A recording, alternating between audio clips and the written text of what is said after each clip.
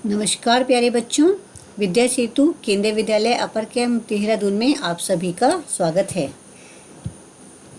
आज हम कक्षा 3 में हिंदी का पाठ 5 बहादुर बिट्टो का भाग 4 पढ़ेंगे, जिसमें हम इसमें आए कुछ प्रश्न उत्तर को देखेंगे। तो आइए बच्चों, हम पढ़ते हैं पाठ में आए कुछ प्रश्नों को। हमारा पहला प्रश्न है, शेर किसान से क्या लेने गया था? आप सभी जानते ही हैं कि शेर किसान से उसका बैल लेने गया था। तो आइए अब हम पढ़ते हैं अपना दूसरा प्रश्न। शेर ने बिट्टो को राक्षसी क्यों समझ लिया? आपने कहानी में पढ़ा ही था बच्चों कि जो बिट्टो थी वह खेत में सर पर बड़ा सा पगड़ पहनकर और हाथ में दराती लेकर पहुंची थी, और खेत में जाते ही उसने किसान से कहा कि तुमने तो कहा था कि मैंने 4 शेर फांस कर रखे हैं, पर यहाँ तो एक ही शेर है। यह सब सुनकर शेर बहुत ही डर गया और उसने बिट्टो को राक्षसी समझ लिया। यहाँ एक और उत्तर दिया हुआ है, आप यह भी लिख सकती है। बिट्टो ने सिर पर बड़ा सा पगड़ बांध रखा था और उसके हाथ में दराती भी थी।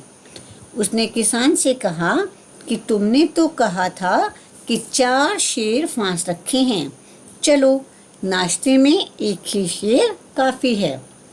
इसलिए शेर ने बिट्टो को राक्षसी समझ लिया था। आइए अब हम पढ़ते हैं अपना तीसरा प्रश्न। बैल की जान कैसे बच गई? तो बच्चों, जैसा कि आप सभी जानते ही हैं कि बिट्टो की समझदारी और बहादुरी से ही बैल की जान बच गई थी।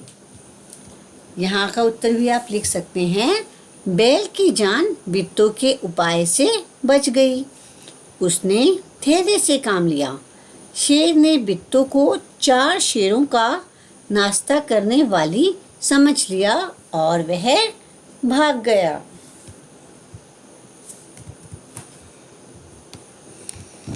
आइए बच्चों, अब हम एक और प्रश्न कर लेते हैं, जिसमें है तुम्हारी ज़बानी। तुम्हारी ज़बानी का अर्थ होता है कि हम हिंदी में बहुत तरह से वाक्यों को बोल सकते हैं। यहाँ पर आपको कुछ वाक्य दिए गए हैं और इन वाक्यों में कुछ शब्दों के नीचे रेखाएं दी हुई हैं। आपको इन शब्दों को ध्यान में रखते हुए वाक्यों को अपने शब्दों में लिखना है। पहला हमारा वाक्य है, बिट्टो घोड़े पर सवार हो गई, जिसमें आप देख सकते हैं कि सवार हो गई के नीचे एक रेखा दी गई है। तो बच्चों, इसे हम अपने ज़बान में भी लिख सकते हैं, घोड़े पर बिट्टो सवार हो गई। अब आता है हमारा दूसरा वाक्य, तुम घर की गाय को शेर के हवाले कर रहे थे। बच्चों, यहाँ पर जो गाय है यह गलत लिखी हुई है, इसमें य आएगा जैसा कि नीचे उत्तर में दिया गया है, तो यह गलती ना करें। इसे आप अपनी ज़बान में लिख सकते हैं, घर की गाय को तुम शेर के हवाले कर रहे थे। अब आता है हमारा तीसरा प्रश्न, आज एक राक्षसी से पाला पड़ गया, जिसमें आप देख रहे हैं कि पड़ गया में नीचे रेखा दी गई है। तो पड़ गया आपको वैसे ही यूज़ करना है, तो उसको वैसे ही यूज़ करते हुए आप इस वाक्य को ऐसे भी लिख सकते हैं कि एक राक्षसी से आज पाला पड़ गया। इसके बाद हम आते हैं अपने चौथे वाक्य पर, जो कि है, अगर बैल आपके हाथ ना आए तो मेरा नाम भेड़िया नहीं। तो हाथ ना आए शब्द के प्लेस पर हम लिख सकते हैं, या इस वाक्य को हम लिख सकते हैं, आपके हाथ अगर बैल ना आए तो मेरा नाम भेड़िया नहीं। इसके बाद हम आते हैं अपने 5वें वाक्य पर। अब हम करेंगे अपना 5वां वाक्य, शेर को देखते ही किसान के होश हवास गुम हो गए। इस वाक्य को होश हवास गुम हो गए आप ऐसे ही लिखेंगे, और वाक्य को आप बदल कर लिख सकते हैं, किसान के शेर को देखते ही होश हवास गुम हो गए।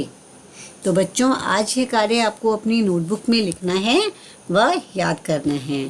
पहले जो मैंने इस कठिन शब्द व उसके अर्थ करवाए थे, बहुत सारे बच्चों ने मुझे होमवर्क में भेजा है, परंतु अभी भी कुछ बच्चों ने मुझे होमवर्क नहीं भेजा है और कुछ बच्चों ने सिर्फ कठिन शब्द ही लिखे हैं, उनके उत्तर या उनके जो अर्थ हैं वो नहीं लिखे हैं।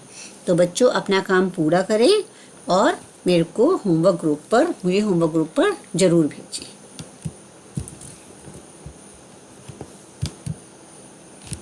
कमेंट बॉक्स में अपना नाम, कक्षा और विभाग जरूर लिखें।